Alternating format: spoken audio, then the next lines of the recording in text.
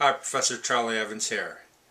Today I'd like to talk just a very little about the Decembristi, the Decembrist revolt.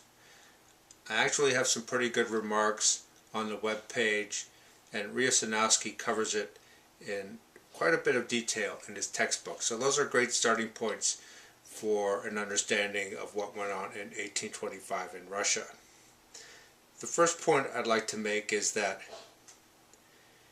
it was really not a revolt or a revolution as much as a conspiracy to overthrow the Tsar.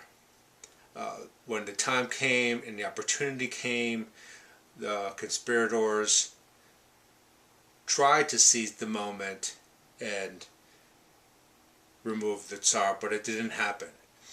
And so they became martyrs for the cause of revolution, the cause of improving the life of the peoples of Russia, the cause of liberal reform. You remember when Alexander I took the throne, became Tsar of Russia, there was a lot of optimism in high society that he would enact reform. He had been raised on Enlightenment principles. He had been tutored by the best that were available in Europe at the time. His grandmother, Catherine the Great, talked about the Enlightenment, and so there was all this optimism that things were going to change in Russia, that maybe there would be substantial reform. There was talk of maybe a constitution. There was educational reform in the air. The idea was that something was going to change, but then it didn't change, and Russia was involved in the Napoleonic Wars, long bloody wars, and change did not appear to happen, and in the conspiracies, the northern and southern societies that you've read about. The other thing I wanted to mention was that the population of Russia in 1825 was give or take 50 million people.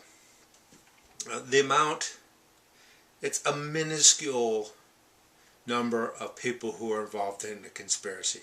Out of 50 million, we're talking with a handful. And even out of the highest society, the educated society, the enlightened society, the nobility, we're talking about a very small handful of conspirators who were trying to come up with a way to enact a liberal reform, liberal change in Russia. And so in a way you could kind of say they were almost doomed from the start because the odds were so overwhelmingly against them.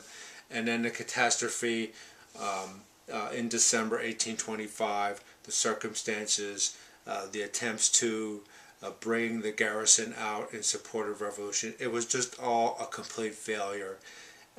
You're tempted to say a comic failure, except that it was such a tragic event that these people would lose their lives, that someone would be hanged, the rest would be exiled to Siberia.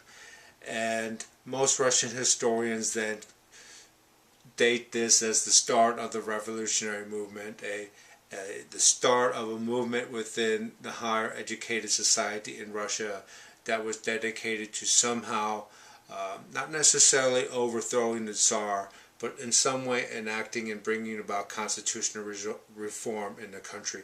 And this was a movement that would have its ups and downs throughout the 19th century until finally achieving revolution in 1917. And so you have this kind of path that was started by the Decembristi, the Decembrists, in December of 1825.